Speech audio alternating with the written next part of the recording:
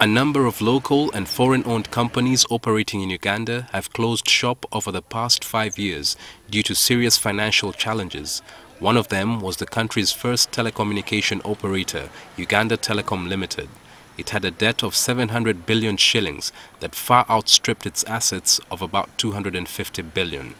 It was consequently declared insolvent and placed under receivership, a legal term that refers to putting a company under the custody of an expert to return it to a profitable state. That expert, or official receiver as it's technically known, is the Registrar General of Uganda Registration Services Bureau, Bemanya Twebaze. He works with a team of lawyers to execute that role. He has regulatory functions, if I could summarize the powers of the official receiver. They are largely regulatory in nature, but where need arises, he is also called upon to handle. Of course, this is in restricted cases, especially in respect of government agencies, or where the appointment comes from court. We have had so many cases where court appointed the official receiver as a liquidator. You are aware of Nakumat supermarket, Uchumi supermarket. That is an appointment from court. It's not by the official receiver's choice, but then the court says the official receiver should liquidate. So we regulate insolvency practitioners largely, but in extreme cases, it's also called upon to handle insolvency matters. Many small and medium-sized enterprises in the country collapsed after 5 years of operating.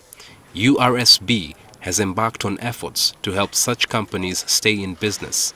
Currently, what the Office of the Official Receiver is doing is we are trying to promote and encourage the survival of such businesses in the economy so that they do not die. By that, most people remain gainfully employed. Companies that go through financial difficulties often have internal management issues to blame. Rita Mwesige is a senior associate in charge of insolvency at Legomark Advocates, one of the country's leading firms in insolvency practice. We have seen that many a times these companies break off communication with creditors, and that's where all the problems start.